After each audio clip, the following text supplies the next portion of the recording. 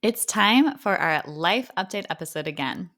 It's almost the end of summer, and Dr. Morgan shares about an unexpected diagnosis and her new extensive health journey, her decision on having another baby, and her philosophy around choice. I, Dr. Leah, talk extensively about my son's sleep journey, and I break down why we decided to gently sleep train and why co sleeping wasn't working for us, as well as my choice around working less and momming more. This is a great episode with a lot of juicy, controversial opinions we can't wait to share. So let's get started. Welcome to Healthy as a Mother, the podcast for becoming and being a mother, with your co-hosts, Dr. Leah Gordon and Dr. Morgan MacDermott, two naturopathic doctors who get it.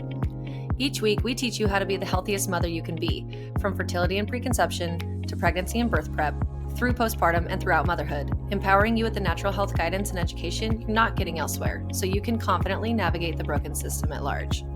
The real, the raw, the untalked about. And remember, this information is not intended to diagnose, treat, or manage any disease. Always consult with your doctor before making any changes. Growing a baby, healing postpartum, making milk? Your body's mineral needs are off the chart during these times, and that's why Dr. Leah and I swear by Relight by Redmond, the real salt people, an electrolyte powder packed with USA mined unrefined sea salt and essential minerals like magnesium, calcium, and potassium.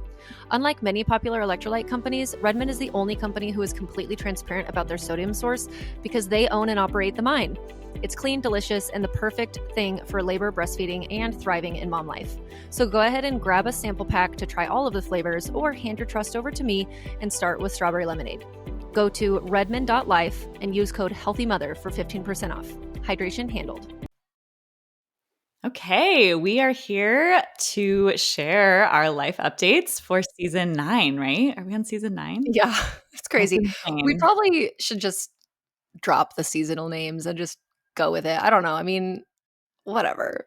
Is there I a don't point know. to It having sounds seasons? fun. I mean, it kind of feels like, oh, this is like a series that we do together, even though I get what you mean. But yes, we are in season 9. It feels like we've been doing it a long time. That's a lot of seasons. And we have some fun updates. We do this at the beginning of every season, which I think is nice. That kind of splits it up to help us check in and help people kind of understand where we are, because we are navigating motherhood and our own health and business and all the things right along with you.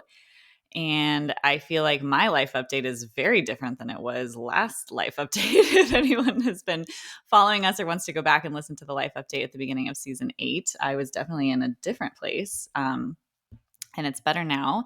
But first, I want to hear about you and your life update. I'm actually genuinely excited because even though we're friends and we hang out, I'm like, what is going on with you?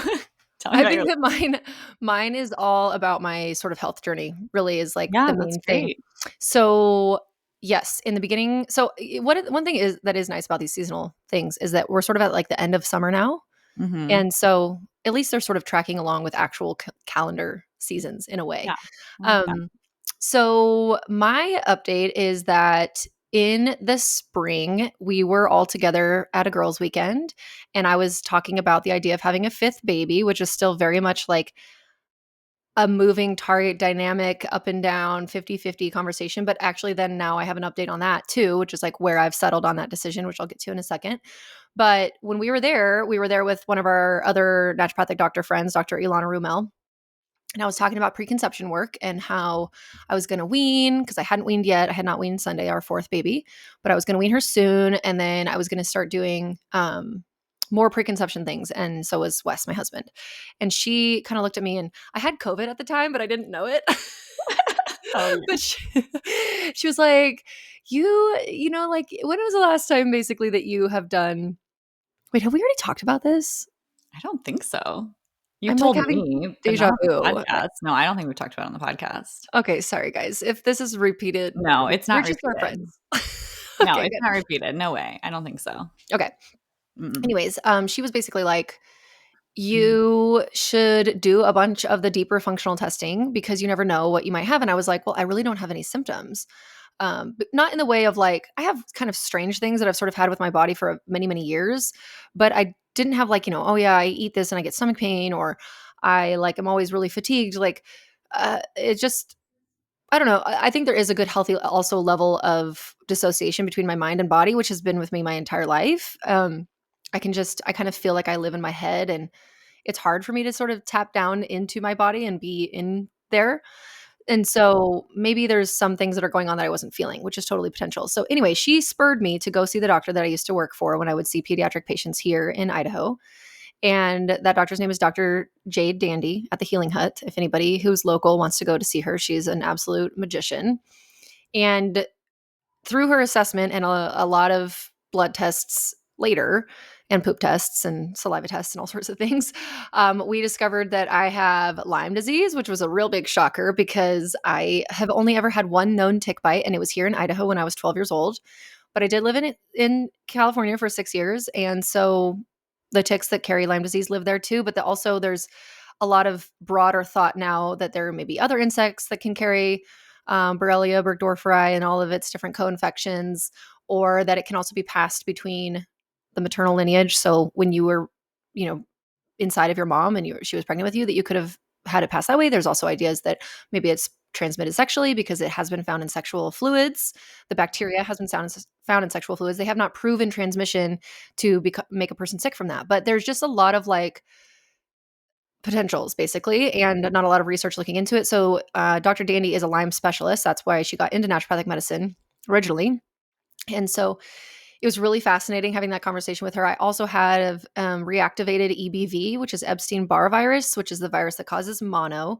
That did not surprise me because viruses have always been my like kryptonite. It's kind of been in my life like my digestion's been fine, my sleep has been fine, my hormones have been fine, but I would get sick. Like anyone, I'm the person on the plane that someone has the sickness and then I'm the one that gets it. Like my Mm-hmm. immune system would just be low and susceptible to things. And I was an exchange student right after high school, like the year between high school and college. I went to Sweden and I lived in Sweden for the year.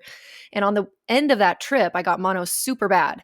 And like you can see my lymph nodes in pictures. I was like completely pale white. And I didn't know that it was mono. I knew I was sick, but it was like such a strange sickness. I was just very tired. And I was like 18. I didn't know. And I got back to the States. My mom's a nurse and she's like, oh my God, you have BBV. You have mono like very badly. I went, got tested. It was positive.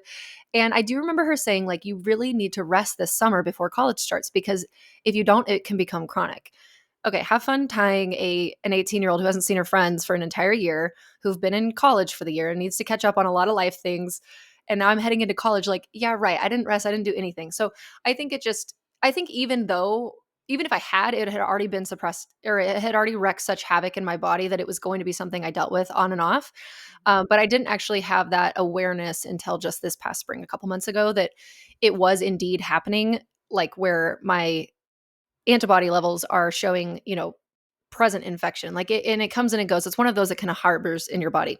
Yeah. Okay, so then I also had a little bit of mold, and then I also had um, a really inflamed looking gut picture, which was shocking because you'd think you'd feel those symptoms, but I didn't. But then I have to be gluten free, and I have high Hashimoto antibodies. So that's antibodies against my thyroid, TPO antibodies. And so basically, her assessment was you've probably had Lyme potentially your whole life or from when you were a younger child and it's laid dormant and for some reason really hasn't affected you. But like my levels were high enough that she was very surprised I wasn't like bedridden. Those are the words that she Wow. used, which was scary. And she was like, I think probably the way that you live your lifestyle has just kept you teetering under the edge of total collapse, basically. And that if something big and crazy happened, you probably would be like totally tanked out and over the edge. And I wonder too if like how bad I feel postpartum Mm-hmm. being such and birth and stuff being such a big deal to your body. I wonder if every time I give birth that there's a little bit of it where I am at that brink Yeah. where because I know we talked about this the other day, but literally you guys, when after I give birth to a baby, I love birth. Like I've talked about that ad nauseum. But those days after and weeks even, getting up to like walk to the bathroom and come back, I'm I know. totally tanked. Like I can't even almost stand up straight. Like I feel like I have no ATP, like my mitochondria. Like you had a I C-section, know. you were like walking around in your kitchen I wearing your know it. We baby. had we had this conversation after my second child because my issue is being pregnant, which I'm also trying to unravel that. Like, why is like the pregnancy so hard? But yeah, I remember you coming over and I was just like up and about, even though I had my C-section, and you're like, wait, aren't you like, how did you walk to the kitchen and not die? And I was like, I don't know, Morgan. I think that's a problem. I know. Because I feel great postpartum, like literally great. I'm like, wow, I'm not nauseous anymore. I'm not vomiting. I feel like I'm on top of the world despite sleeping over only like 2 or 3 hours a night. I'm like, I feel the best I've ever felt in my whole life. Not really, but I feel really good. And I'm sure it's not super common, but I feel like the level of fatigue that you have is also not normal. It's like there's something in between what we both have is probably what's normal. And as we were saying before we started to hit record today too, it's like everything in our lives, we are such a yin and yang. Like we could not be more opposites. Anything that happens to you doesn't happen to me.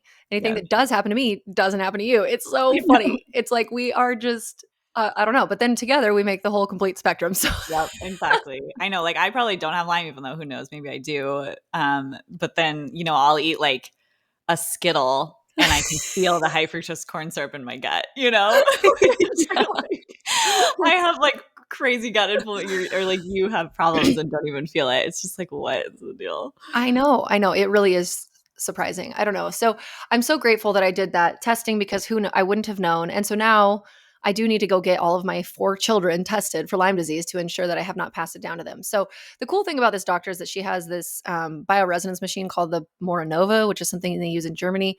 So she can do a scan, sort of like a screening, and then if there is anything that's coming up positive on that, then she does the confirmatory blood testing. And so that appointment for my kids is in October. I'll keep you posted. Hope to God that nobody has it. But I do suspect one of them potentially who's kind of always sicker than the others.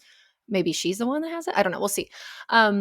So anyway, so now I'm on this like big long healing journey from all that. The mold was minimal and she thinks it was mostly from food or a potential biofilm that has been with me for a long time, but it was at a very low level. And when I had to follow up with her, it was already gone based on her Oh, machine, not good. like in a, mycotoxins urine test yet. But she was like, wow, that was fast and quick and easy. So that's good. But then everything else is showing that it's improving, but it's going to be like about a 6 month journey. I'm taking like, just before we started recording, I was taking all my supplements. I'm like on 40 to 50 things between pills and tinctures and powders. And it's just a lot. It's hard. It makes me, oh, the other thing was that I was extremely anemic in terms of low Yes. ferritin. So not my hemoglobin hematocrit fine. She's like, those are honestly pretty unuseful markers unless you're, Yeah. working on something specific. But my ferritin's so low and I eat red meat like 3 times a week. I don't have a very heavy period. So like this has been an issue for me for a long time. And now I feel like I have an explanation, which is nice, which is the Lyme disease. So I'm Yeah. like, Yeah. And okay, for like, anyone listening, because I've run into this with patients, for anyone listening who has checked their ferritin, which if you didn't know to check is important. And I'll mention this in another episode, but I do have a free lab guide that you can get. I'll put the link in the show notes, but it's at womanhoodwellness.com/free. You can see all the labs that I recommend and the optimal ranges. But ferritin is that storage form of iron. And we wanted around 50 to 80. Yours was what, 7 or something? 7. 7. Okay. And so for someone, I've had this with patients before. If you are checking your ferritin, you're taking iron, you're eating red meat, you're doing all the things, and it is still low, that is a really big red flag for Lyme. And or Sadly, because parasites of some kind. or parasites, the infection, the chronic low grade infection eats up the iron, and that's what's going on. They I want mean, that and iron. that is the lowest that's ever been in my life. Like even when I was pregnant with Sunday, I was battling low ferritin and I was starting to take additional iron and things, but it never got that bad. So I thought certainly now that it had been when I got this lab testing, she was 18 months. I was like, "Oh, cool. I can't wait for my ferritin to be like at least 30 or something." Nope, worse Yeah. than ever. So, anyway, yeah, so I'm taking a million billion supplements. The ones that I take in the morning make me really nauseous sometimes. It's interesting. The first couple of weeks I was fine with everything. I was like, "Wow, Mm. this is really annoying to have to swallow this amount." But like I'm doing okay. I'm not having any like Herx reaction. I'm not super nauseous from all of the supplements, but now I am getting that way. We've also added and taken some things away. Like, as time goes on, it changes. It's not the stagnant same protocol all the time. And no, I will not be sharing exactly what I'm taking because you need to work with your doctor on your individual body because it's very much perfectly tailored to me and my individual body. Mhm. So, it wouldn't make sense to just say, oh, I'm taking this and that and the other thing, and you should go do that too because I'm working with like multiple layers of stuff. And she felt really like confident that we could kind of tackle it all at the same time. Sometimes she'll do phases. Um, so we're sort of just doing it all like pretty hardcore. We want to go guns to the metal because if we are going to have a fifth baby, it kind of needs to be sooner than later. So that's my other life update, is that this, like, deciding whether or not to have a fifth baby thing has eaten me up inside. And I know that I am a total broken record about this. And people are probably rolling their eyes into it going, get over it. And I can't. I'm sorry. I can't. I won't. I can't get over it. And you know me, I won't stop talking about anything that I think and feel. So the fact of the matter is that I'm a planner and I like to know what's happening. And there's a piece of me that would love to clean out the closet that I have upstairs that's full of baby clothes that don't fit Sunday anymore. If we're not going to have any more kids, I would love to pass them along Yeah. to other people. I would love to move on in that phase of my life and be like, okay, like as we're getting older, we can like sweep out all of the things that aren't applicable anymore. Like get rid of this, that, and just I don't know. For some reason, I very much crave that. I know it's not important. Yeah, no, And it's closing a chapter. I feel like energetically that's really important because it feels open and you want to be able yes, to and I like don't like that. close I it or don't want it not. to feel open. Yeah, I want it to be like, what are we doing? Because it hasn't been like, I know a lot of people can just lean into the idea of, well, we'll see, or, whatever happens, or, and they're just very chill about it. I wish I could be chill about it. And if you've been listening to the podcast for a while or following us for a while, you know that when I was pregnant with Sunday, because she was a bit of a surprise. And then after she was born, I was like so very settled and done and really loved the way that I felt. I felt so chapter closed, done, tied up, loose ends, like double knotted, And for me to go back on that felt like a betrayal of my own mind and heart. Like, what? What are you doing, self? Like, what? But it was right around when she turned 1. And then I started to be like, Mhm. maybe we do want to have one more, because I'm 35. I'll be 36 in October, but my husband will be 44 soon. Mhm. And he is like, I know people have babies later than that, and that's totally fine. But everybody has their own individual cap. And for him, it's like now. So Mhm. he's feeling very like, I don't want to have another new baby beyond like very soon. So Yeah. in his mind, when we talk about it, and I'm like, where are you at with this fifth? He's the kind of person that's like, Moses, if you like got pregnant and you told me you were pregnant, I'd be so overjoyed. I'd be so happy. He's like, but do I want to like go try to get pregnant? Not Yeah. necessarily. Right. And I'm like, okay, what's holding you back? And most of it is finances and his age. Yeah. Finances are hard always. But then he's feeling the time clock. And so he wants to do it sooner than later. Obviously, I can't do it until I'm healthy. And so we're now, for this next 6 months, basically what I've decided, because we were then at a different girls trip together, also with Ilana Rumel. And she helped Hashtag me. friends. Yeah, she's a big help in my life right now recently. And she was talking about this idea of choice and how we have the power in our lives to choose so much more than we think. And we can just make a statement for ourselves and cognizantly go forward with choosing one reality or another. And the way that that first came up for me when she was talking about it was that I am actively, and it's actually really working. I'm actively choosing to not be bothered by all the crap all over the floor in my Yes. house I from my saw that kids. reel you did. So great. I love that for you. Yeah, and you see, you're really good at that That's another inherently. thing you've always been baffled by me. I love an orderly home. I do. And I am obsessed with organization. Like when I'm stressed out, my self soothing mechanism is not wine, it's literally to organize like a cupboard. But I'm just not that bothered. I don't prefer it. It's not my preference to have clutter, but I'm not that bothered by it. I don't know. No, and that blows my mind knowing everything I know about you. I would think that you'd be like me, where I'm kind of like, you're more of a type A mom, I'm more of a type B mom. I guess, but I'm not very anxious. No, but you're I you're like together though. You think that about me. For you knowing me so well, I'm like, how would you have you seen my car? I'm like totally the black SUV mom. Yeah. Have you seen my car? I'm sure you have like what, one toy on the ground in your car. My car would disgust you. You would vomit. That is maybe true. I not because it's your car, but like that's more what grosses me out is like food stuff. But like clutter, yeah, I don't know. A lot of times I'm actually grateful. I'm like, wow, I'm so glad I didn't, put that sock in the house because we need a sock and it's in the car. Like how great. Yeah, I just for some reason Mhm. it's like it's the way my brain gets really overwhelmed. Like, Yeah. okay, so with sounds, you get very overstimulated with Yes. sounds. I do Yes. not. I get stimulated or overstimulated with the visual clutter. And so having 4 children and a dog who picks things up and drag and drops them all day long. If he didn't do that, it would probably be 25% less than it Yeah. is right now. Like seriously, love Doug, but that is the if I could change anything about him, that's what I would change, which is that he did not always have to have something in his mouth and then he just drops it Yeah. wherever. No, And the clutter is hard. I mean, because they say your external environment is a reflection of your internal environment. yes. And so it is true. But if I had to put them next to each other, would you rather be in a car with screaming children or like in a cluttered car or cluttered home? I would choose the clutter over the noise. The noise for me is like nails on a chalkboard. Like it literally feels like I'm going to implode from the inside. Like I can't think of anything worse than that. And it's immediate too. Like the sound Yes. there's no like waiting. Oh, like someone shot me, and I'm just like, oh, and I just can't.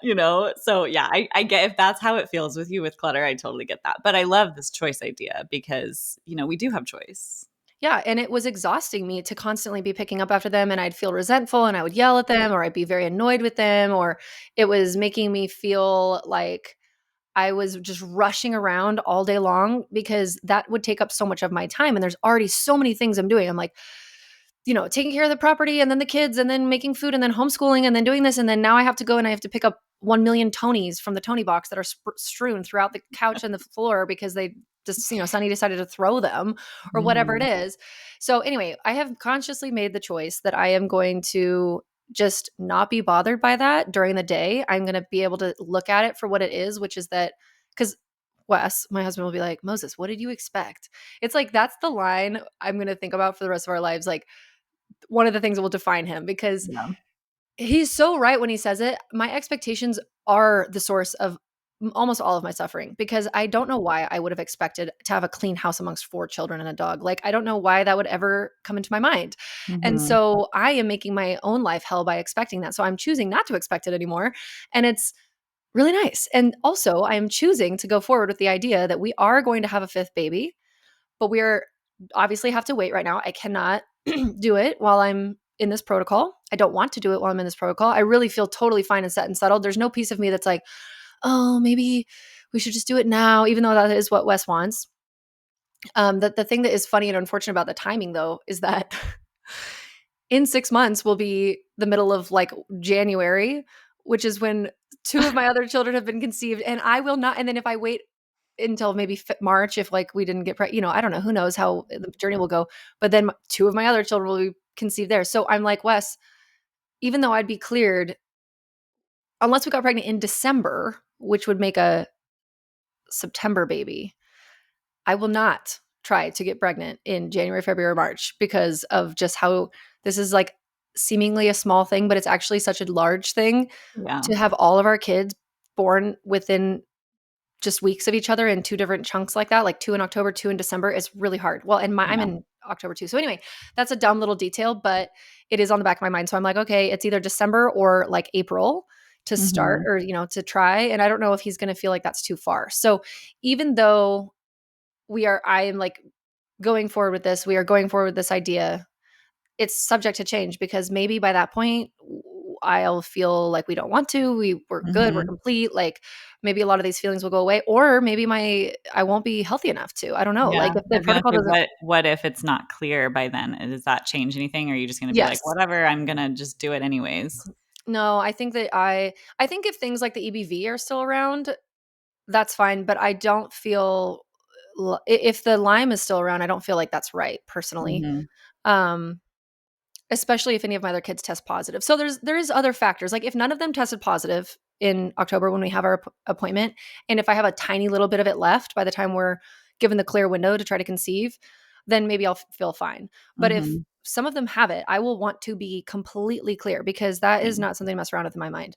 Yeah. Even though Dr. Dandy is very confident, she actually said that she loves to treat kids that have Lyme because if you can capture it before they hit puberty, and even if you're after puberty with treatment, it's still important and still helpful.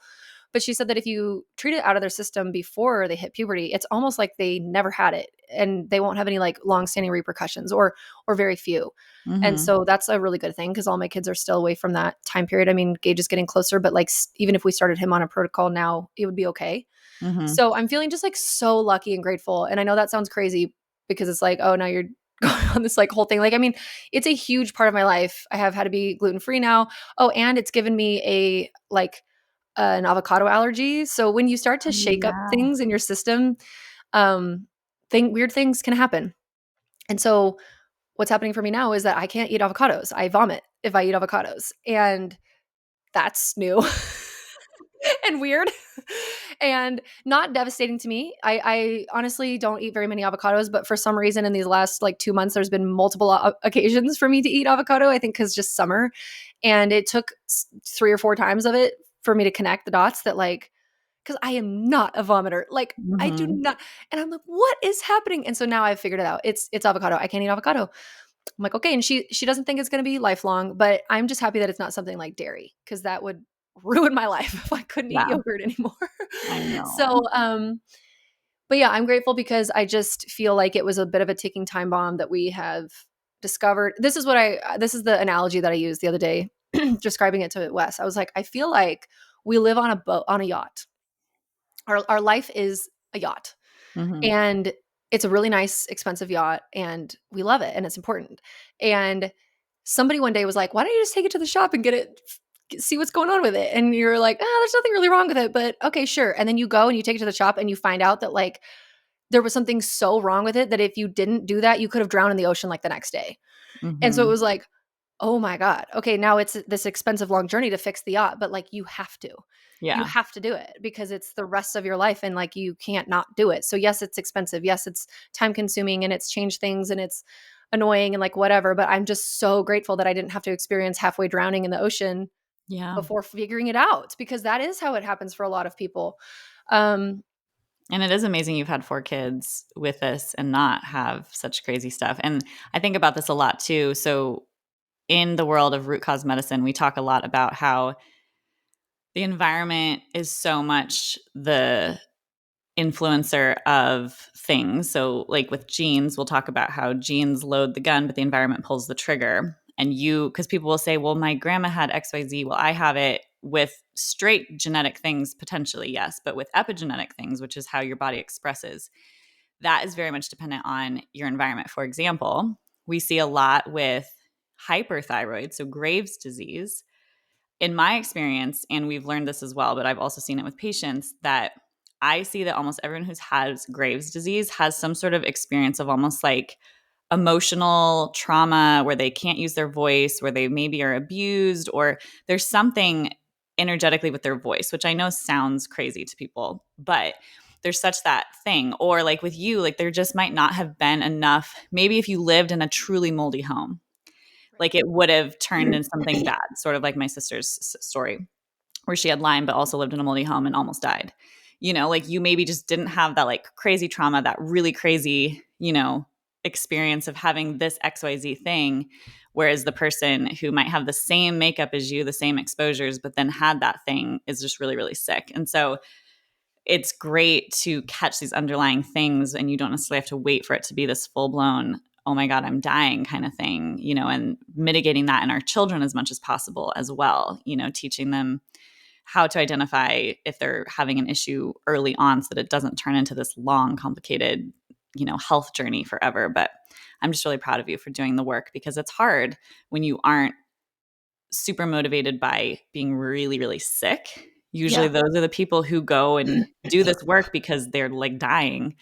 But if you could do this work before you're at that stage, you might not ever have that experience, which would be so amazing. I know. It's like I wish we had a crystal ball so we could see, the butterfly Mhm. effect of doing it or not doing it and see what would happen. But Mhm. I'm just like, well, I don't why would you not? I don't think anybody would if they knew that they had these things going on, that they wouldn't decide to treat it. But it is a gut punch to get $1,600 worth of testing, Mhm. but it's seen as a very important non-negotiable. It would be like, if you needed to do $1,600 worth on your car repairment or something. Yeah. Well, Um, and for those listening, you haven't had this experience. Again, we're opposite, where you haven't actually had to do a lot of medical stuff. I You have haven't. had to spend very little money on your health. Yes. Whereas a lot of women who are trying to conceive, I mean, $1,600 is a sneeze. I mean, you literally spend that with one doctor trying to find one thing, and you go to 20 of them. And then if you go down the route of IVF, that's like one appointment, you know? So, Totally. it can seem like a lot, but at the same time, when you're actually sick or when you're actually struggling with something, or like you've had 4 home births, you haven't had to have a C-section or emergency NICU baby or any of these things where, you know, your perspective of the financial outpouring for health has just been different, and that's also the difference between you and me, I where know. it's I just think like, about oh my gosh. I mean, we literally were just bleed money in the medical space, but then yeah, it's just different. It's different experiences, but it's another thing to think about where it's like you almost have to spend money somewhere. I don't know. It's like some people just don't get away with it 100%. Maybe some people are really, really lucky and don't ever have to spend money on anything. And they just get to yeah, save it. Leave on I vacation. guess. I guess. But I remember you telling me specifically one time that like just your routine ultrasound where you wouldn't even get results about what it was like $250, and it would be like 5 minutes. You just go Oh in no, and it's 600, 600. Mm-hmm. And $600 for an ultrasound? IVF, yes, my ultrasound appointments are $600 to go in and get an Oh ultrasound, and then they say looks good. Because I remember having a thought, I'm like, that's my like initial appointment, which is a lot. Like it's a lot to see a naturopathic doctor. I spend 2 hours with the person. Outside of that, more hours reviewing everything, going through your entire health history, every single thing about you. And I'm like, I literally just walked in, I didn't even see the doctor. I mean, this is the difference. And you have to do that multiple times. oh my Because it's gosh. it's $40,000 for one round of IVF, at least at my clinic that I went to. Dude. Yeah, I'm glad that you put that in perspective because it's and that's the thing is like it's all about the perspective of things. You either spend the money now or you spend it later. And I saw a reel actually the other day that said that. It was like my wife and I, some dude, some CEO dude, and he was like, my wife and I will spend over the next 20 years or something, we will spend, I think the number was like $600,000 because they're, he's super, super, super loaded. But he was just saying in preventative health medicine, like technologies, endeavors, supplements, Mhm. etc., so that we don't have to do it later. And obviously, again, back to the crystal ball, nobody has one to know that that's actually going to work. But it does make sense. Now, it's like you either invest now in, Mhm. healthy food, which is more expensive, and alternative therapies for things if you need them, or additional therapies, or potentially you're dealing with surgeries and lots of medications and big complications later on from Mhm. ignoring the body all through all those years. So either Yeah. way, that's my life update. I would say that this has been one other real additional thing or a quick thing is that I love summertime. Summer is so much fun. And last summer, it's like when you have a little baby, it's fun, but you can't like do as much. And then when you're pregnant, kind of similar. Although I did do I feel like a lot of things when we were pregnant, but this summer has just been so much fun with the kids at the ages that they are right now because Yeah. my bigger 3 are like a little pod, like they're their own little group. And then I do get a lot of one-on-one time with Sunday still where like she and I are sort of a thing. And then like the other 3 are a thing. And watching them play and like seeing the way that the games that they play and how well they can be independent with each other now. And I can actually like finally really trust my son to be responsible in like whatever various ways. Also, this summer, we've really finally figured out homeschooling, which has been a very difficult thing for me for always. And I love it, but it's also just not ever felt like we've been into a good flow. And finally, in these last couple of months, it's been so fun. It's working so well. We're like reading books, we're getting through lessons, where there's no complaining. Like we're not in that energy, whatever it was, it just shifted. Finally, it shifted, and it wasn't even me. I don't know. I don't know what if I could know, I would tell you, but I don't know what it was. It just has changed, and it's been so enjoyable and so much fun. So we've been having a lot of fun, like with enjoying summer activities, and then I feel like this huge weight lifted off me about homeschool. I didn't realize how heavily I was carrying this burden of feeling like behind, and all my like sage wisdom OG homeschool moms were like, don't worry about feeling behind. Da, da, da. But it's just very hard to not feel that way when you're Yeah. like, but I'm not, but I'd be like, you guys don't understand. Like, I am not doing what I should be doing though. Like, Mhm. they're like, yeah, but they're learning. They live on a homestead and they did it. And I'm like, yeah, yeah, yeah, yeah, yeah. But the academic piece of me is still very, no, no, no. We need to be doing these things. And so now Yeah. I'm feeling like, I can like just breathe a sigh of relief in that knowing we're where I want us to be. So that's the other thing that I would say is happening. And then I've adjusted as well as I can to my husband's new job where he's gone a lot. I was joking with Yeah. him the other day. He had to go out of town for one day.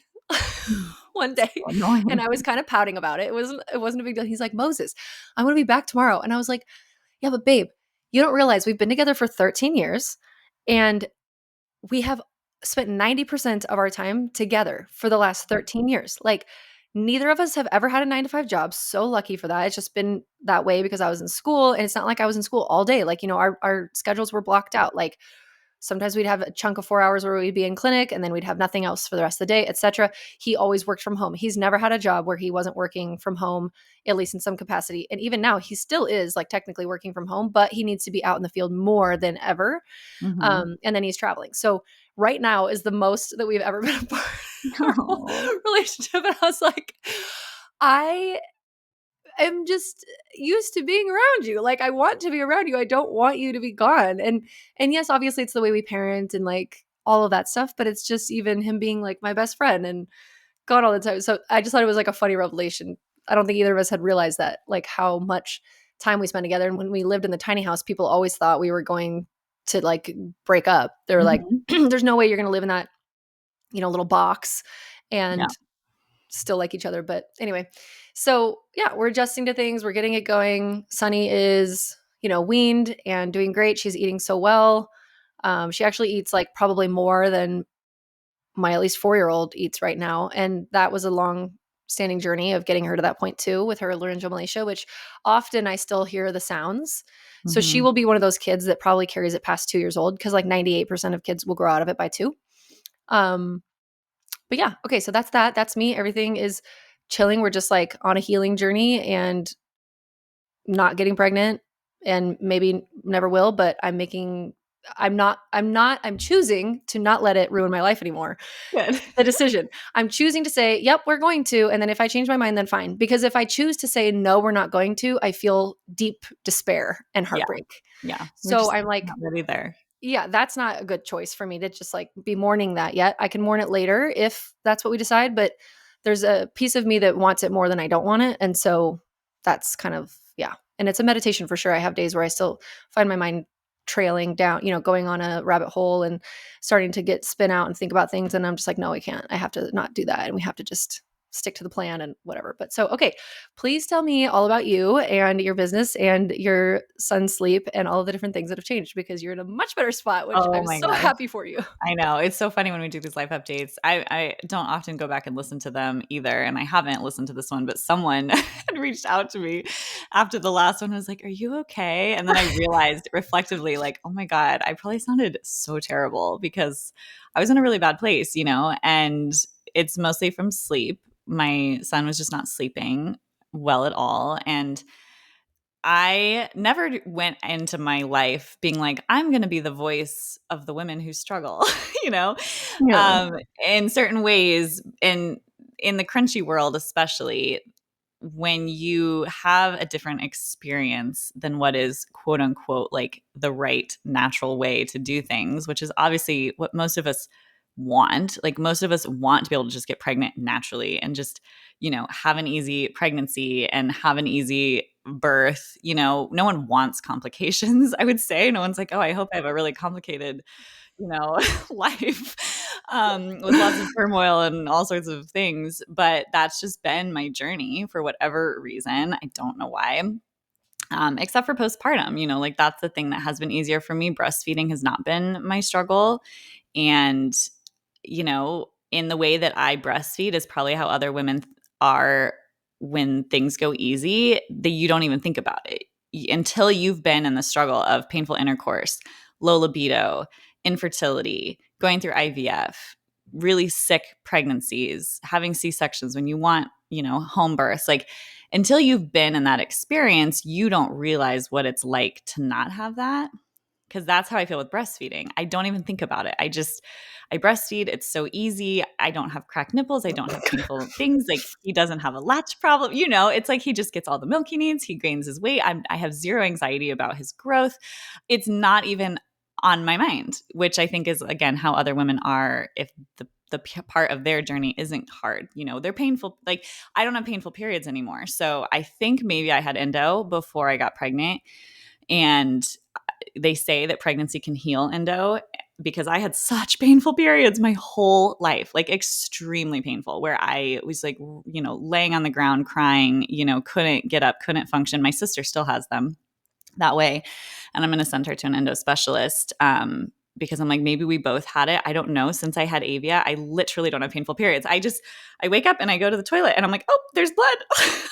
I And guess see, it's my that's how it's period been now. for me my whole life. I've been like, "Oh, Oh my there God. I'm okay." just like, what? And I just keep waiting. I'm like, I mean, when is the pain going to come? And it just doesn't. And then I go through my whole period and I'm like, literally not one cramp, not one. Wow. And it could be that I'm still breastfeeding and postpartum, and there's some part of the hormonal, situation that's been kept lower. When I have prolactin that's high because I'm breastfeeding, that could be lowering my estrogen because I tend to have estrogen dominance outside of pregnancy. So who knows? Because, endo and painful periods can be an estrogen driven thing. But But for right now, yeah, well, and after you had weaned Avia though, before you got pregnant with Cade, you still didn't have yeah, painful I periods. haven't So I had think painful it just periods since. literally like healed Which you. is why I think it was maybe like an endo thing, because that can heal. I mean, my estrogen dominance, I'm sure, came back, because I grew another polyp, like I'm very estrogeny. And And I am so very not. I do we're wanna so get my opposite. hormones tested now that I've weaned, and I wanna have you live interpret them on Oh, the podcast. I would love that we should do a whole podcast of me going through your labs, because I cannot believe I test my hormones all the time. Like, it's so funny, Never, but not one time. I don't have a single estrogen, progesterone, testosterone test in my entire history, Leah. Never. that's Never, not crazy. one We're time. doing it. We're doing it now. I can't wait to do it for you. But anyways, it's like that other thing of, okay, I wake up and I'm not even thinking about this, versus the person who's struggling with painful periods. It's all consuming. And so with sleep training, this is what I am getting to, is now a word from our sponsor.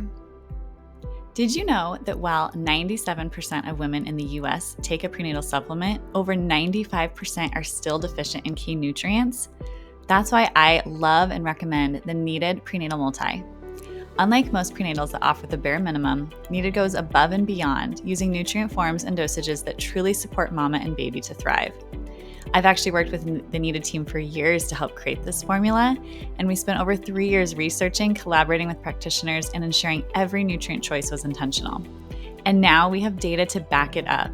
In an IRB-approved clinical study, women who took Needed's prenatal multi had significantly higher blood levels of essential nutrients like vitamin D, B6, riboflavin, B12, K2, and selenium, compared to women taking a standard prenatal. Even more powerful, only the Needed prenatal group reached sufficient levels of vitamin D, which supports a healthy immune system, bone strength, blood pressure regulation, and more. Women on the standard prenatal actually had vitamin D and B6 levels below sufficiency. This study reinforces what we've known for a long time, that real nourishment matters. Nutrient sufficiency supports fertility, a healthy pregnancy, and baby's development. Needed isn't just aiming for adequacy, they're proving what's possible. No matter where you are in your fertility or motherhood journey, the Needed Prenatal Multi is the one I recommend. Learn more about nutrient depletion and how to support your body and baby at thisisneeded.com/thrive and save 20% off your first order with code HEALTHYMOTHER. Again, visit thisisneeded.com/thrive and save 20% with code HEALTHYMOTHER. Okay, now back to the show. Everyone's experience is so different. And what I have realized, being the person that I am, who is a person who is very conscious about choices and decisions, and an educated person who studies and researches and talks to people and talks to, patients and all sorts of things. And I have a very specific way of how I wanted my life to turn out and how I wanted things to happen.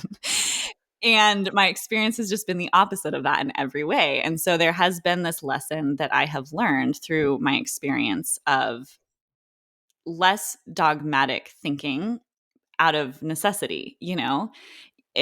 Like the other day, I bring this up because the other day I was scrolling through Instagram and I'm just getting so tired of the just intense, non-compassionate, like polar opposite ideals about things. Mhm. And I see this a lot in the natural community. And I understand why people say it, but it was like a professional. And she was saying, like, you cannot sleep train a child before 1 year old. You will traumatize them, blah, blah, blah, and all this stuff. And it's so funny because there was another podcast put out by like Dr. Amen, and he was talking about how it is important for your child to learn how to like self-soothe and all these things. And it's just so funny, like two professionals in the brain world talking complete opposites. And I'm just like, I am a doctor myself. I study and do things and I've lived experience. I can't even imagine what it's like for someone who doesn't even know how to interpret like brain scans and things like that and understanding what truly is. But what came to me is how important it is for us to just tune back into our own intuition. And I don't say that in the sense of it's not important for us to know things. I grapple with this a lot in the space of fertility in particular and pregnancy of it's important to know what's ideal and to give grace and to have grace with yourself on what is ideal potentially isn't always what is possible, and the stress that you endure trying to live that ideal I think is so much worse Yes. when that's not what's happening. For example, it's important to know about toxins. You know, like this comes up a lot with the toxin world. It's important to know that you don't want to just like live in a moldy home and that you don't want to just slather yourself with, you know, phthalates and plastics and all sorts of stuff because it has a very real implication for your fertility, for your baby's health, for all of that. And at the same time, living in like extreme anxiety and fear where you like cannot go out to eat because there's seed oils. I mean, the amount of people who've reached out to me and they're like, I don't think I can take this supplement because it has sunflower oil in it. And I'm just like, oh my gosh. First of all, have you ever eaten a salad with sunflower seeds on them? There's more oil in your sunflower seeds on your salad than there is in this little supplement. And that's very different than eating like pounds and pounds of canola oil because you eat at McDonald's every day. You know, like we need to pick our battles here. This is crazy. Like No, the strictness is crazy. it's crazy. It's so um what's sad is that it's hypocritical. It's like the definition of hypocrisy because of the amount of stress and toxicity that stress causes on our lives, like you're saying, right? But they don't even see it. They don't realize it because they're Hmm. so like it's that what's that saying? You say it all the time, like you can't see the forest amongst the trees. Oh yeah, when you're in the forest, you can't see the other person's. You know, Or there's no, a better way to when say you're it. amongst the trees, you can't see that it's a forest. Like, you Yeah, can't see that it's, like, a whole yeah. thing. Like, when you're so in something, you can't step outside, do a 10,000-foot view approach and be like, "What am I even doing here?" Like, I can think of so many different examples, as you just mentioned, of people that we know, friends, colleagues, like, whatever, patients who are so, so worried like one time somebody wrote me and they were like we were on the beach and there was a car that was idled in the parking lot and we could smell the exhaust for 20 minutes. What can I do to help detox my kids? And I was like, Mhm. no. Nothing. Don't. What are you talking about? Have you been ruminating over this? Are you worried about this? What is happening? Do not be worried about this. Like, live your life. Obviously, when you have a choice and you're in the shampoo aisle and you can buy something that is of the more natural version, that's a great place to do it. It should take zero stress. Maybe it's $1 more, and sometimes it's Mhm. actually more than that, and that's annoying, and I understand that. But, like, these are the little swaps that we can make that are important choices, but, like, don't not eat blueberries because they're not organic. Just if there's no organic blueberries available, then eat the conventional blueberries, but don't, like, not eat them because you know what I mean? Mhm. Like, and then starve or not get the anthocyanins and all the different phytonutrients that are in the blueberries just because it might have some spray on it. Like, I think we need to all just kinda, like, take a deep breath. Yeah, well, and just the Wow. judgment, and, like, I guess I'm here judging the people who are really strict, and then honestly, it's just a form of anxiety, and I have compassion for them because I've been there for sure. I mean, getting into that wellness space does push you into a form of anxiety, you know, like orthorexia is the proper term for it when someone has almost like an eating disorder because they are so stressed out about health. And I've been there, and you know, I am the person who's like, no, I actually don't eat that candy because it has red food dye and high fructose corn syrup and it makes me feel really bad. But at the same time, I'm not dying, and if my daughter is offered that at a birthday party, I'm not like tackling her to the ground and like get that out of your mouth. You know, Ripping it's it out of not your it's mouth. not ideal, you know, and we do these other things to help, you know, protect her and all of this stuff. But anyways, it's like I'm trying not to be judging, and obviously I do sound kind of judgmental of that, but it's more to say like I think maybe I would have been that way if I didn't have the experiences I had in my life of the compassion for those who we must know. We must know the things that are ideal. And then also, we take it from a 10,000-foot lens, just like you said, we back up and we say, okay, what is going on here? And the reason I bring this up is about sleep training. So I was trying to figure out what's going on with my son. He would not sleep, and he would not sleep in the bed with me. He would not sleep in the bassinet. He would not sleep in the crib. He was up every hour to hour and a half and like fussing and rustling and moving and crawling and climbing up the headboard and flipping off the bed and like crawling into the corner of the mattress or of the crib, like no matter where I put him down. And it could have just been a season of his life. It could have just been a 4-month sleep regression that lasted 2 months. It's very possible. But his brain, he's 7 months and already almost walking. So it's very possible he had like accelerated brain development. And so he was just not able to settle. But it got to the point where, I was trying all the things and I was so sleep deprived that I was actually unsafe to drive my car. So there are multiple times when I was driving and I was literally slapping myself in the face and I had to call my husband and I was like, you have to talk to me because I'm about to fall asleep. Like if you are on a 24-hour road trip, which we have done, we have literally driven through a whole day.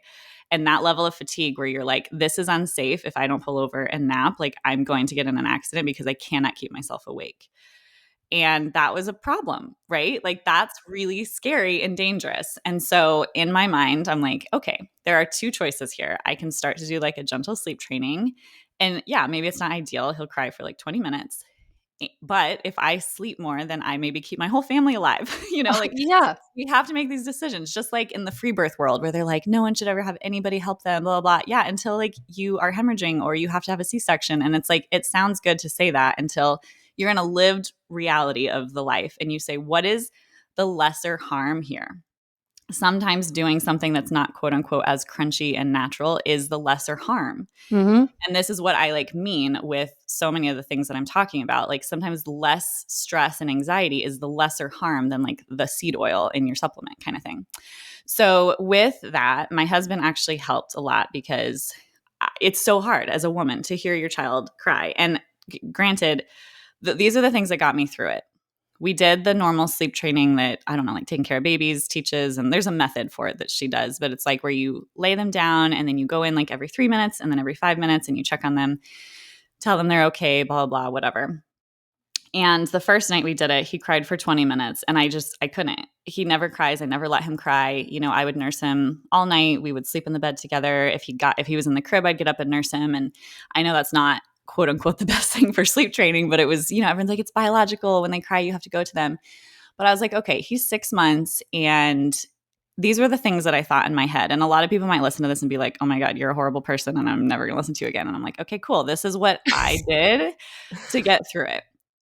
If we had to drive somewhere and my baby hated the car seat, he would have to sit in the car seat and cry because that's the safest thing for him. I'm not going to get him out of the car seat and hold him in the car because that's not safe. So if he did not like the car seat, he would have to just sit in the car seat for 20 minutes and us drive to the doctor's appointment or whatever. He doesn't cry in the car, so he's never had that experience of crying. But if he did, if he was like your kids, I know they really hated the car Oh and my hated God. it. It's like those were 20 minutes that like you have to, I'm sorry, this is the best thing for you. And I know you don't like this and you're upset and you're crying, but you have to be in your car seat. Yep. It's hell So on earth, but it's a must. in my mind, I was like, okay, you need to start learning how to sleep and I have to sleep and you're going to cry for 20 minutes and that's so hard and I have to go outside and like Mike is going to have to like monitor you, but like this is going to be better for both of us in the long run. And I just had to think of it as a 20-minute drive to the doctor's office, sitting in the car where he cries in the car. He doesn't like it. It's uncomfortable. He's safe. He's fine. But this is like the best thing for him right now. Again, a lot of people would be like, no, you must go to him. Okay, after the first night, the next night he cried for 5 minutes, put himself to sleep. He now puts himself to sleep. Immediately, no crying. It took 3 nights. The longest he cried was 20 minutes. I know that's not everybody's experience of sleep training. And if their baby's like screaming their head off, like, so exhausted where they're falling asleep, like that's not what I'm doing. Like if he were to do that, I would go in and be like, something's not right. Like you can tell the difference between a baby who is screaming bloody murder because something is wrong versus Mhm. they're just not wanting to go to sleep or they don't know quite how to do it. And he is not crying himself to sleep exhausted, where people talk about that with the cried out method. That was not the case. I mean, he's 20 minutes. I go in, he looks at me, but it's like when you go in, they cry harder because they're like, I want you. But then eventually he just learns. It took Because 3 days. you hold the boundary. This is like a little Yes. microcosm to all of parenting Yes. macrocosm. And Yes. Okay. So this is the other thing that I said. I'm like, okay. And again, this is not a popular opinion, but when I think about my life and who I have become, I am really grateful for the hardships that I've had because I feel like they have shaped me into the person that I am. I do not feel like I am a great contributor to society, that I'm a great mother, that I'm a great wife, or any of the things because my life was so easy and it was paved for me where I had no struggle and I never cried and I never got upset and I never lost and I never had any problems. I am not the person I am today because my life had zero struggle. And right. I'm not to say that like we go put our babies down and let them struggle. I'm not like even a huge advocate of sleep training because a lot of people say they sleep better when the baby sleeps with them in the bed. That's great. If that's how you sleep so that you can take care of your family and you don't die on the car drive, do that if that works for you. That was not working for me. Like sleeping with my baby in the bed was not letting me sleep and it wasn't letting him sleep. So even though that's quote unquote like biologically natural, we were not safe in that environment because we weren't sleeping. And so wherever it is that you're going to sleep, I just knew for myself, I have to sleep alone. I can't have a baby like kicking me all night. I just don't sleep. And so when I saw this, it's like my daughter, if she falls down, I don't like rush to her and I'm like, oh my God, like, obviously if she gets hurt, it's like, are you okay? It's like, okay, like she's learning. She's learning to fall and stand back up. She's learning to do hard things. Like sometimes things happen and they're not the easiest, but that's what grows character. That's what helps her develop a sense of identity and a sense of self. And I'm not just coddling her entire life. I personally just don't think that's always the very best thing, but you do it within reason. You don't throw your kid into a dangerous situation and be like, you're going to be fine. Like, I'm not that person. But there's this dance that you do as a mother, and only you know your child and only you know your situation. And so that's like what I've come out to because, like with everything else in the natural space, I've had a lot of guilt about doing things the quote unquote unnatural way. And I've just sat with myself and being like, why am I having this guilt? Because my baby is so happy. He now sleeps through the night. I dream feed him at 10 o'clock before I go to bed. He goes down at like 7:30 or 8. I feed him before he goes to bed, and I wake up and I feed him, well, not him waking up. I wake up just naturally around 3 or 4, and feed him one more time. He sleeps completely through the night. If he wakes up, he puts himself back to sleep. He doesn't even cry. He just fusses a little bit. So he's getting amazing sleep. He wakes up and just smiles at me. He's so happy. He's like the sweetest baby. He is growing beautifully. He's developing beautifully. He's the happiest baby in the world. And so when I saw this Instagram post, I'm circling it back, of this woman who's just like, you are going to traumatize your child if you sleep train before 1 year. And I wanted to sit her down and be like, you don't know everything. Like mother's intuition is so much stronger. And if a mother's intuition is like, I need to sleep train or I need to co-sleep, even though everyone's telling me I need to sleep train, do that because you know your kid and you know what works for you. But to just blindly listen to like experts and all of the things and the shoulds and the should nots, it's just such a like gather all the information, take it all in, hold it all there, and then decide for yourself what makes the most sense. So that's kind of what I've been dealing with. And I'm so happy that I did. And I didn't guilt myself into just continuing to co-sleep because that's what I should do because I can't stand to hear my baby cry. It's like if I was in the car, I would have had to hear my baby cry.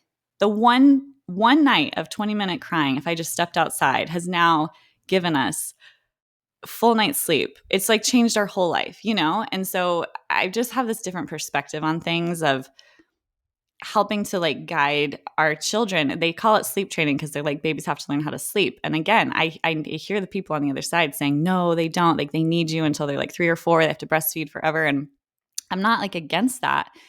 But at the same time, I also feel like there's value in teaching a child how to figure things out on their own. Like we do not need to coddle them for through every single hardship. Does that make sense? Yes, no, I completely agree with you. And I'm so passionate about this topic because I would love to have a conversation with somebody like whoever wrote that post that you're talking about. and ask them some very pointed, important questions. And also ask them about their individual experiences because probably they're one of the people who co sleeping works beautifully with. And they're Mhm. like, why would people not do this?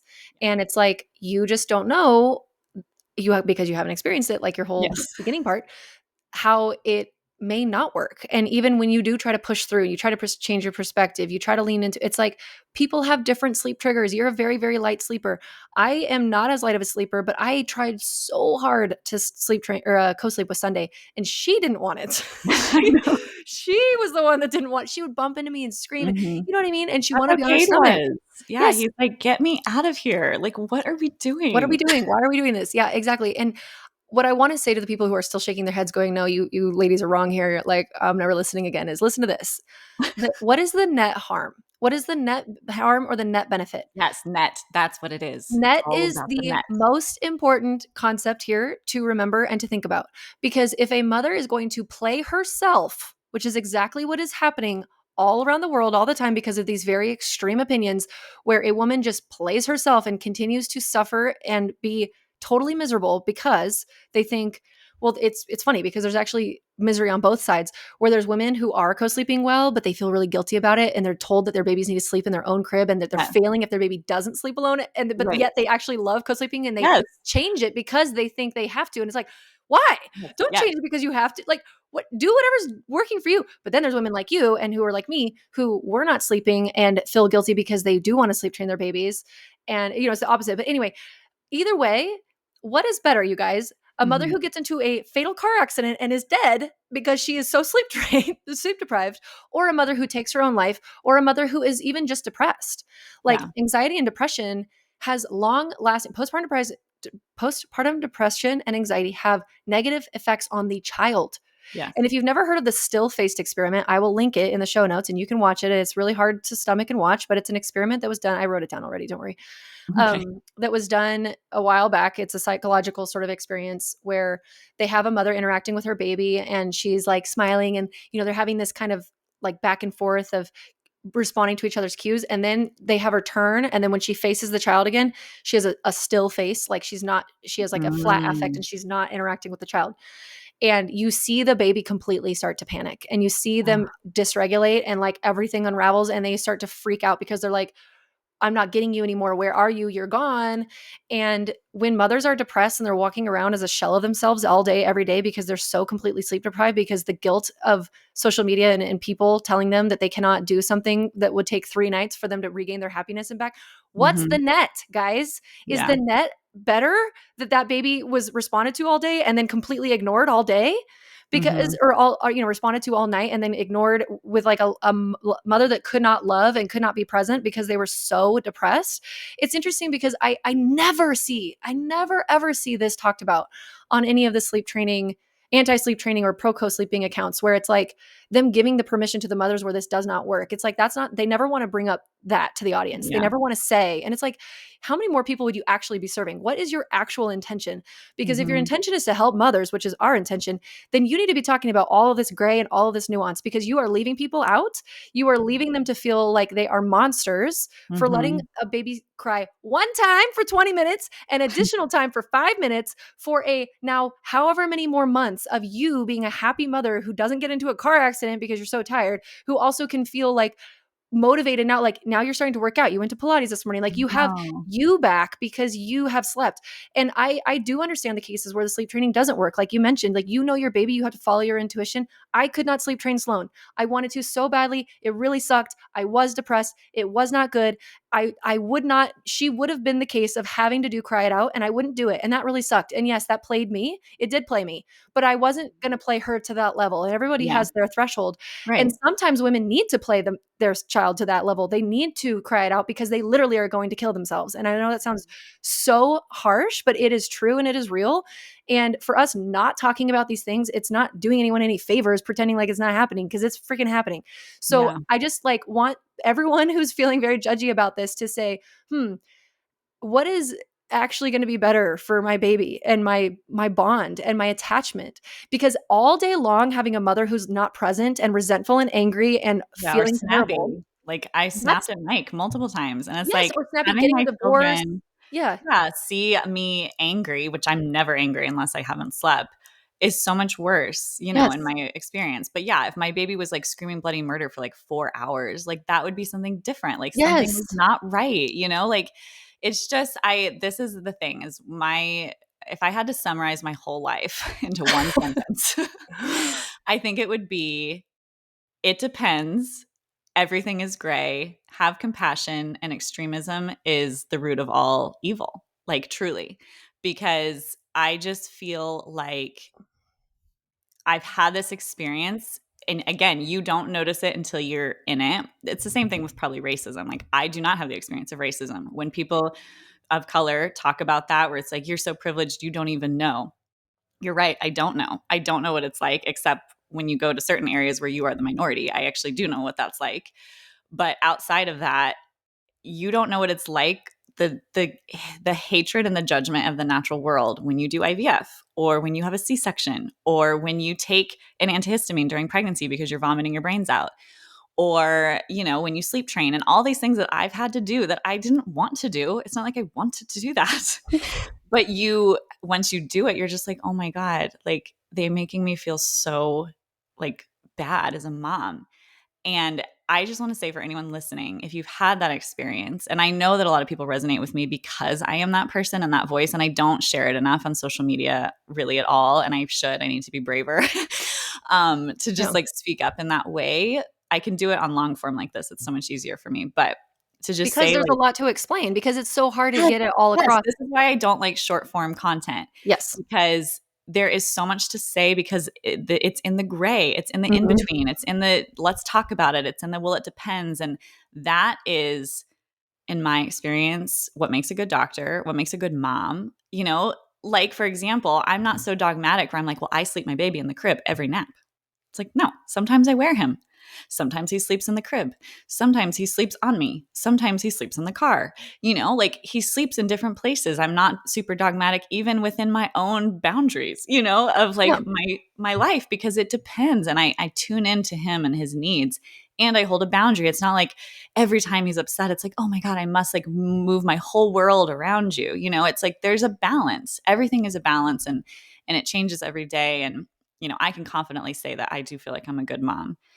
And so for any of you out You are there a good who, mom. thank You're a very you, good mom. who are choosing a thing, whether it's, IVF, obviously there's ideal ways to like optimize that. But if that's the path you want to choose, great.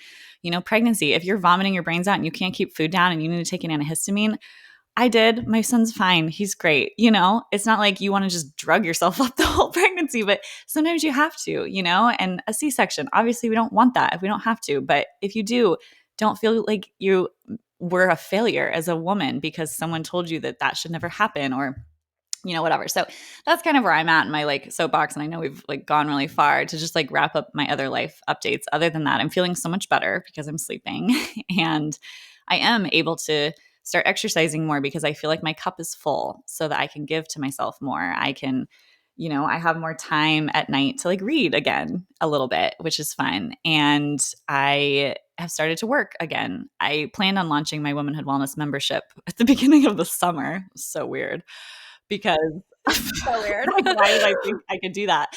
But I'm giving myself grace. And my old self before kids, I would have set a deadline and I would have killed myself to get it done. And I would have said, you know what? I have to get this done. I have to work. During our infertility journey, I poured myself into work because I didn't have another outlet. I had nothing. I wanted a baby so bad and I had no baby. I had no baby and no pets at the time. So I just worked and I became like a workaholic. And that was sort of my, thing. And now that I have kids, I just see myself like, why am I working so hard? And I know that's a luxury. Not everyone has that choice. Not everyone gets to make that choice of how much they work or not. But I've very intentionally designed my life this way so that I could pick and choose how much I work. And, I'm like, well, let's just push it out. Let's just keep pushing it out because I don't want to take away this from the summer vacations and all of that. And we had to fly to Atlanta for my husband's grandfather's funeral, which was really sad. But the kids came and they were great on the plane. Neither of my kids cry on the plane. Cade just sleeps in the carrier. Avia just like watches her little iPad. That's another thing. Like we do screen time. It's not excessive, but we do it. Shoot me. Like I don't know. I'm just like this. My daughter. She's fine. She's totally fine. She's creative. She's imaginative. Like I just, yeah, I'm very much in that that world of, what's better, what's in the net gain. I think that's such a good point. So we went on another vacation to visit my parents, and they were awesome. She rode a horse for the first time because my mom has a horse ranch, and it was just really sweet. So I've just been in a soaking up motherhood season and feeling so much better now that I'm sleeping, and getting ready to launch my membership, which I'm excited about. And I'm just going to go at a very chill pace. I just don't feel like I have this pressure to do anything, to make it anything, to, you know, I don't know. I'm just in a much more chill, fluid Place. place. Yeah. Good. I love that for you because yeah, that was not how you used to be. And motherhood is humbling that way. And I mean, we were both I think always more than me were a little more organized or like a harder worker and things like that when we were in school. And it's just interesting how motherhood changes you because like Hmm. it happened to me, and I was so resistant to it for so long. I had, like, my nails dug sliding down the dirt, of my old life and the way that I used to work and the way that I used to be so fast and, like, dun, dun, dun, dun, dun, dun, dun. I used to get so much done, and I was, like, such a Hmm. powerhouse, and then you have a kid, you just can't. You just can't do it, and I was like, "Oh, no, no, no, no, no.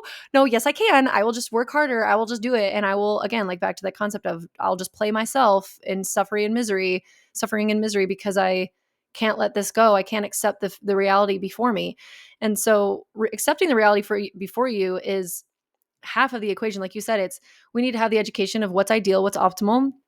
What is it that we know through science and technology and research of, okay, we should avoid these things. We should try to include more of these things, da da da da, and then intersect it with your reality. And if it's not working, it's not working. And, I'm obviously, both of us are very, very, very pro breastfeeding, but I am also not somebody who thinks that somebody who's doesn't like I will absolutely with a 100% confidence say breast milk is best for human babies and breastfeeding is maybe not the best for that mother and that baby then because of the way that the mother's mental health can be affected from that. Yeah. And that's like blasphemy in the natural health world. You can't say those sentences. You can't say those things. It is so funny to All me. of I'm it like, yeah, is. well, I I just mean, did. So come at me. What do you want to say? Like, what have you never talked? That's the thing. It's like maybe these people don't work with clients and they don't patients. work with people. This to Yeah. me, I can tell when someone, to me, the sign of wisdom, not knowledge. Anyone can, Chat GPT has knowledge. Yes. Anyone can have knowledge. Like what is in a book? Personally, I find wisdom, and I can tell if a person has wisdom, which comes from experience of being around real life people, Yeah. is that you're not dogmatic. Even with birth control, like I was on that podcast with Alex Clark, which, she can be extreme on lots of things. I don't agree with everything she says.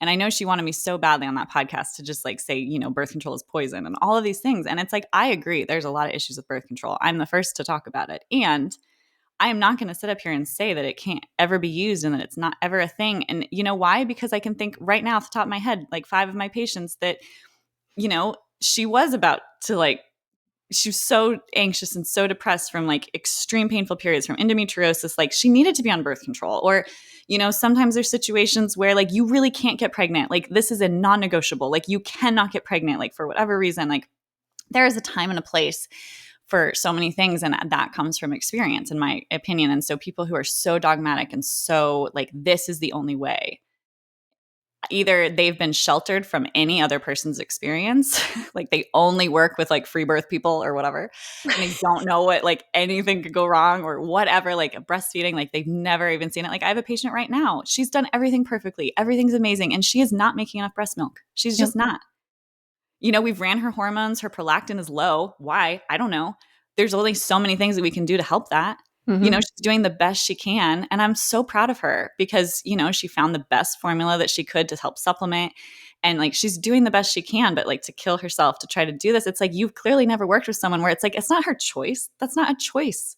Her Yeah. body, for whatever reason, we have like tried to do all the things. Like this is what's happening for her. This is her experience and her reality, and like let's move forward and do the best we can with that experience. And that comes from experience and wisdom. And so I bring that up because of the whole like it triggered me a little bit, this woman, and obviously anyone listening who has a psychology background's like, Leah's like really triggered and she's having a lot of guilt and she's like, processing it through her podcast right now. But it's like, it didn't just trigger me because I feel like I've had enough experience in this world to know that it's fine if someone comes at me and they tell me, XYZ, you're not a real doctor, you're a bad mom, blah, blah. It's like, I don't believe anything you're saying because I know who I am. But the people who don't, and this is brand new for them, of, they've never had this experience and someone on the line is telling them that they're bad or that they're a bad mom or whatever. It's It's like, sad. that's so bad. It's so bad. It's so, and it's just, yeah, I think the lack of working with actual real people is such a testament to that. Like influencers can say anything they want. Like these big accounts can say whatever they want.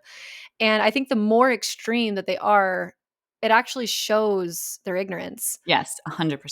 It shows how they don't actually know anything. Totally. So, And yeah, I agree. And I know that like we've gone over. And so I just want to say one last thing to wrap up my side is the other thing that the mantra that I've been talking about, like not only with sleep training of like justifying it and all of the things is with work. And I did pour myself into work a lot and it is a passion of mine. And I have thought like, should I just shut it down? Should I just not do any work? And obviously we would then not pay for childcare and all these things. So it's like those are choices some families make where they just the mom stops working and she just stays at home, which is totally amazing if that's what feels good for you. For me, I've reflected and it's like, this is my passion and I love it. I don't need to pour every single thing that I have into it right now. I want to pour more into my kids, but I don't want to give it up completely because it is a piece of me that I love and that I don't want that to go away completely. And so I need to find a business model right now that allows me to nurture it, but it doesn't consume me like it has in the past. And so the thing that has been guiding me, if this is helpful for anybody, is the idea of thinking I'm 80 years old and I've mm, looked back on this time in my life and what am I going to be like? I want to live without regrets, right? I'm already yeah. thinking on my deathbed. Like Yeah. hopefully I live past 80, but like just older, like thinking back, like wow, I'm so glad I did XYZ. And I want to live each day with that intention and thought in mind because on the days where I'm like, no, no, no, I have to work a lot. And like right now I'm sitting with you, but to me this is so fun and yes, my kids are with the nanny and it's great. And looking back on this day when I'm 80 years old, I'm going to be like, you know what? I'm glad I made that choice. I'm glad I sat with Morgan and I had this podcast that my kids were playing with their nanny, and like the next day looking back, you know what? I'm really glad that I didn't work and I emailed everybody that I'm going to have to, need another day. And I went and rode my bikes with my kids. I'm so glad I did that. And like every decision I make is now from that lens, not how much money can I make. I don't care about that at all anymore because we moved to Idaho. So that like helped a lot. And, there's just different things that we consciously made so that we didn't have to make decisions out of lack or fear or scarcity anymore. And it's more like, what do I want to do and how do I want to think? And like looking back, it's like, looking back, if I completely shut down my business and didn't do any work, will I be glad that I did that? And the answer was no, because I Yeah. really grappled with this. Like, should I just be a stay at home mom? Should I just like stop working completely? And like that answer was actually no. But the answer was I'm choosing much more intentionally to be with my kids, way more than I ever have before, and working way less than I ever have before. And so that's the place I'm in, and really crafting my life from that lens I love it. of You're choosing. This is all about choice. I am choosing like every single day. The time with and without my kids is so intentional to be like, this is the life that I want versus waking up one day and being like, oh my gosh, I can't believe I just like worked my life away when we could have made XYZ decision or change. Um, or that I gave up my career and now I have, my passion is not really here anymore. So that's where I'm at. That's my life update. I'll wrap it And up. of course, it takes sacrifices too. Like for anybody who's maybe listening to this and being like, oh, well, that's nice for you or something like that, it's like there are ways that this can be done. And I guess I just encourage in those situations of people feeling like, no, there's absolutely no way that I can make that work. I have to work full time away from the home.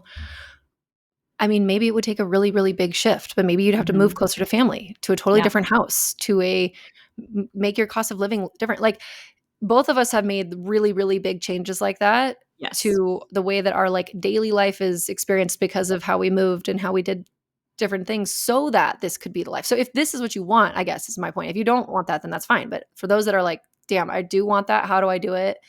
Or feeling like bitter or triggered by this, it's like, I just want to continue to be an inspiring voice and know that it's not because we either of us have trust fund money or either of us have, Mhm. you know No. what I mean? Like it's very much just it A takes choice. years, but it is a choice, and it's like, okay, yeah, there's a lot of things that like we do not do. I have fully resolved and settled in the fact that like because we already have 4 kids, and if we have 5, it'll be even more so that we are not a family that's like going on airplanes for vacations Mhm. for maybe once here and there, but it's not going to be a thing. If we are going anywhere, we are going to be driving. We are going to have Mhm. to say no to a lot of things. We are not going to be taking our kids to Europe. We are not going to be doing these, and I don't even care. I do not even care. That's not what I personally want, because when I think about my life when I'm 80, like, yeah, I know that I probably won't have some of these things, but that doesn't, for me, like what's important to me and my husband, in our life is not that. It is the idea of having like, more children. And are they going to get their college paid for by us? No. Mhm. Sorry. It's not happening. Was my college paid for by my parents? Yes. And it was so wonderful. And I was so, so, so appreciative of that. I had scholarships. I had, whatever, blah, blah, blah. But still, and it's like there are these sacrifices and these decisions that I'm making, but like for us, the benefit on the other side of a bigger family is like what's still driving and pulling that. But then there is these real, actual full sacrifices. I don't get my nails done. We don't get our eyelashes done. Look at my Yeah. nail. I have like one of my stickers. My sticker Oh nails my is god. off right now. Mine. It's just Terrible. those hundreds and hundreds of dollars every month that I'm not spending intentionally so that I can do these other things. And everybody has their different things. So whatever. And we're not saying what's right and wrong is like what we do, but just, in your life, whatever it is, however you want to craft it, you can. It just takes these small steps to be making these choices. Sometimes not small steps, sometimes very large steps, Mhm. but it is worth it in the end because like it is your one precious life. So, and of course, there's always hardship and struggle. And I really hope that everything doesn't just sound like it's peachy keen for us in this episode, because we do always share also the things that are hard. Like I will link in the show notes the update from last time. And you can see You can that see the realistically. difference between a slep and a non-slep Dr. Leah Gordon. Yeah, Oh exactly. god. Anyway, okay, well, thank you so much for that. Sorry that we went a little longer. I think you guys don't care. It's just the way that we are, and the nuance is a vitally important aspect to the way that we bring content out into the podcast. So sometimes we get a little wordy, and I think that it's all very important. Yes. Perfect. Thank you. Thank you. Bye.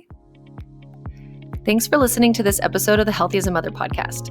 In order for others to hear this information, please leave a review with Apple Podcasts, subscribe, and send to a friend who could benefit from this content. We're so excited to share more on becoming and being a mother next time. And please remember that the ideas and views of this podcast are for informational purposes only and are not intended to serve as a substitute for medical care of any kind, including the diagnosis or treatment of any illness or disease. Consult with your provider before integrating this information into your own care plan. And remember, a healthier future starts now, and it starts with you.